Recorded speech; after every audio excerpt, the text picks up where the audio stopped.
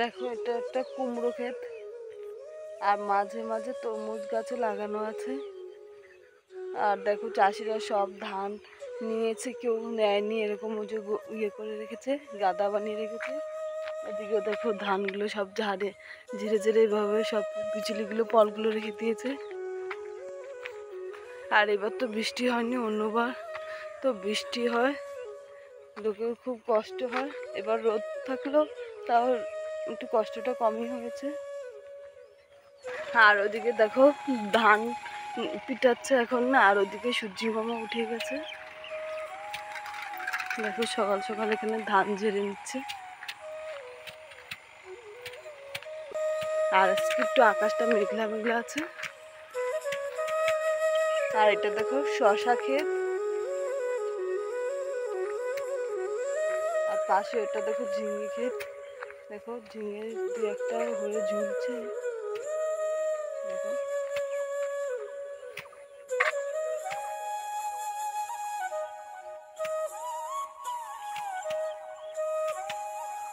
তাহলে good morning বন্ধুরা, তোমরা কেমন আছো? আশা করি সকলেই ভালো আছো। সাথে কিচেন লাইফস্টাইল আমিও ভালো আছি। তাহলে চলো আমার ব্লগটা আমি এখন থেকে স্টার্ট করলাম। আর তোমরা কিন্তু প্লিজ লাইক কমেন্ট করতে ভুলবে না, তার সঙ্গে একটা সাবস্ক্রাইব করতে ভুলবে না। আর যে বন্ধুরা সাবস্ক্রাইব করেছে অলরেডি তারা কিন্তু আর করো না, তাহলে আনসাবস্ক্রাইব হয়ে যাবে। চলো তাহলে আমার সঙ্গে থাকো, দেখতে থাকো। গরমে শিয়ালও গর্তে থাকতে পারছে না। দেখুন দেখতে পাচ্ছেন কিনা যাই না, ও দৌড়াচ্ছে।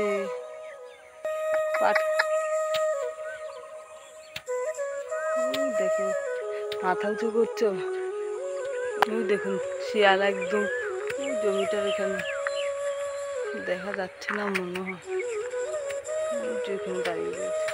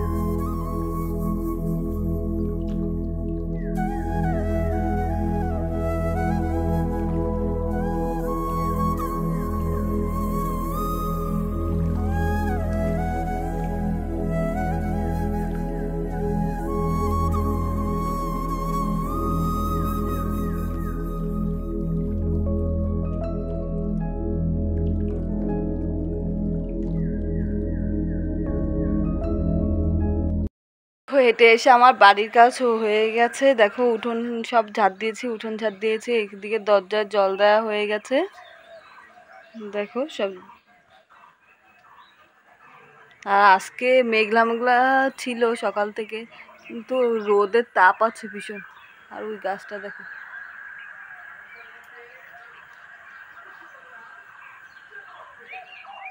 আর মা দেখো ওইদিকে ঠাকুরের বাসনগুলো সব মেজে নিচ্ছে।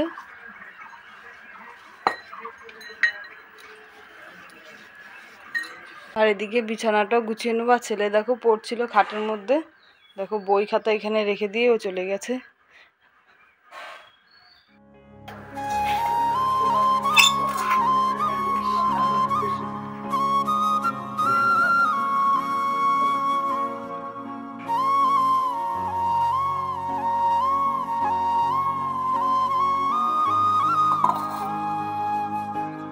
এদিকে দেখো আজকে বৃহস্পতিবার, ওদিকে ঘর পথে পুজো দিয়ে নিয়েছি।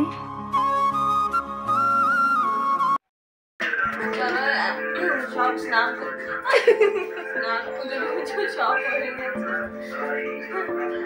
সব হয়ে গেছে। আর আজকে কি কি রান্না হলো চলো তোমাদের সঙ্গে দেখিয়ে দিই। দেখো এখানে ঝিঙা তরকারি করেছে মা সিমের দানা দিয়ে, শুকনো মাছ দিয়ে। আর এখানে আছে উচ্ছের ঝোল, আর এখানে আছে টক ডাল, আর একটা নিরামিষ তরকারি করেছে, ওটা এখন আর কি খাবে না, সোয়াবিন দিয়ে, ওটা হচ্ছে রাত্রে রুটি দিয়ে খাওয়া রেখে দিয়েছি। তাহলে চলো এখন নাস্তা করে নিই।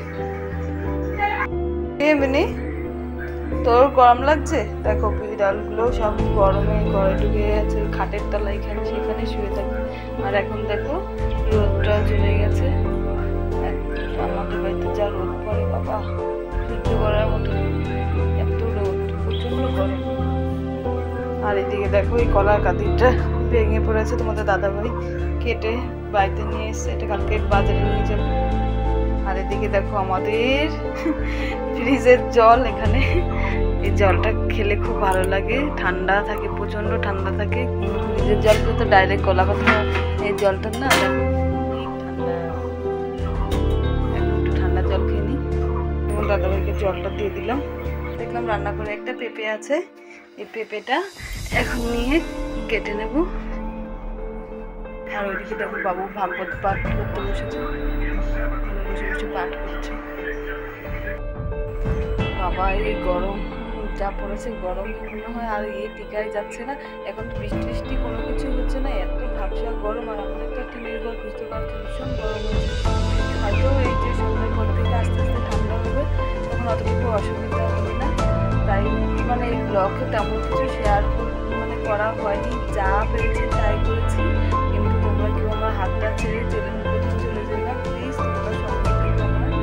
আর আমার চ্যানেলটিকে প্লিজ সাবস্ক্রাইব করে লাইক করে আর কমেন্ট করতে কেউ ভুলো না।